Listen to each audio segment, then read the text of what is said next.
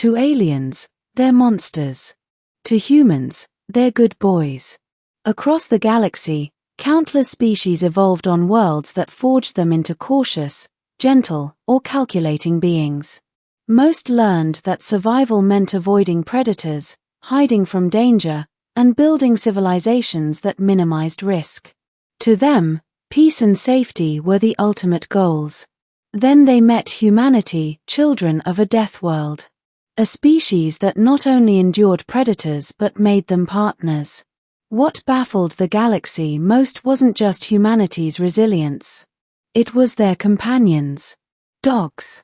On the research vessel Horizon, a multi-species crew studied human adaptability. Their human representative, Lieutenant Sarah Cooper, brought along an unexpected addition, a German shepherd named Odin. To the aliens, he looked like a nightmare, jaws built to crush bone, eyes sharp with intelligence, muscles coiled for the hunt. The first time Odin barked, several of the Thrini, a timid, herbivorous species, dropped to the floor in terror. To them, it was the sound of death itself. When Odin yawned, flashing teeth, the navigator muttered in horror, "How can you share your quarters with such a beast?" Sarah only smiled, scratching behind his ears. "Because he's a good boy." The aliens couldn't understand. They saw a predator, but the humans saw family. They watched Odin follow Sarah with unwavering loyalty, responding to words, gestures, even subtle changes in tone. He guarded her, comforted her, and seemed to read her mind.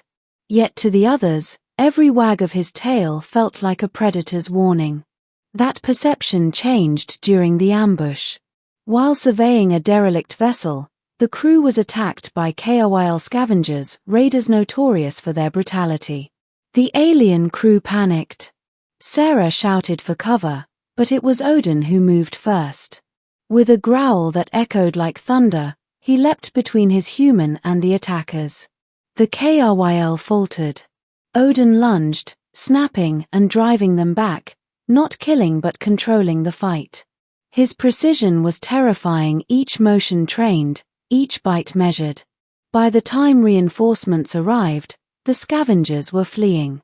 The aliens froze, watching Odin pad back to Sarah. His tail wagged, his tongue lolled, his eyes shone with pride. To them, this was a monster. To Sarah, it was family. She knelt and whispered, "Good boy," scratching his neck as if nothing extraordinary had happened. In the days that followed, the crew's fear shifted into awe. They saw how Odin listened, how he comforted frightened crew, how he would sit quietly beside the trembling Thrini officer who had once feared him most. One day, that same officer dared to extend a shaking hand with a treat.